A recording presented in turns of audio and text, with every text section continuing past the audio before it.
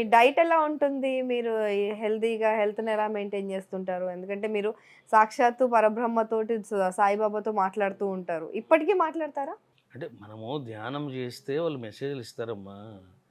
మనం ధ్యానం చేయకపోతే వాళ్ళు ఇవ్వరు గదా! అట్లనమాట. సో, ఇప్పుడు మీరు వెజ్, నాన్ వెజ్ అన్నీ తినొచ్చా? నేను అన్నీ తింటా.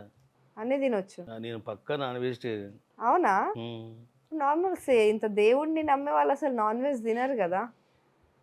సాత్వికంగా ఉండాలంటారు. వాస్తవంగా మా ఫ్యామిలీలో అందరూ నాన్ వెజిటేరియనే. ఆర్యవైశ్య కులంలో పుట్టినా వాళ్ళంతా నాన్ వెజిటేరియన్సే. ఇంక ఇప్పుడు అది అది నాకు అప్పటితోనే వచ్చిందది. ఇక బాబా గూడా ఏమన్నాడు, "దాన్ని ఆపొద్దు" అన్నాడు. హుహు. నేను కొంతకాలం ఆపాను. అచ్చా! అంటే నాకు ఎప్పుడైతే సాక్షాత్కారం అయిందో అమ్మా, హ్మ్. 1995 నుంచి 2002 వరకు ఆపాను నేను. అసలు దాన్ని ముట్టుకోలే. ఒక 6 సంవత్సరాలు. హుహు. తర్వాత మళ్ళీ బాబా ఒకసారి 2003లో చెప్పాడు. తినమని చెప్పాడు. ఇంక అప్పటి నుంచి ఇంక మొదలుపెట్టాం మళ్ళీ. హ్మ్. ఇప్పుడు ఇంక తంత్రంలోకి వచ్చాం గదా! తంత్రంలో కంపల్సరీ నివేదన చేయాలి, ప్రసాదం తినాలి. ఏ నివేదన జేయాలి?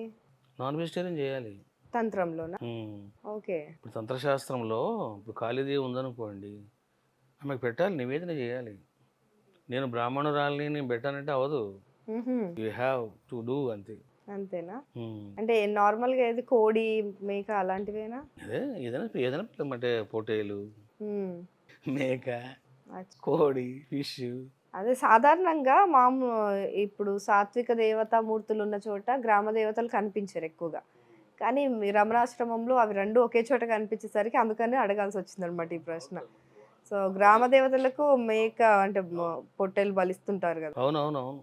సో, అదొక ఆచారం అని జెప్పి. హ్మ్. హ్మ్. సో, మీ డైట్ అలా ఉంటుందన్నమాట. అన్నీ తింటారు కానీ, అయినప్పటికీ దేహంతో సంబంధం లేదు. మానసిక చింతనతో మీరు దైవంతో మాట్లాడతారు. అది.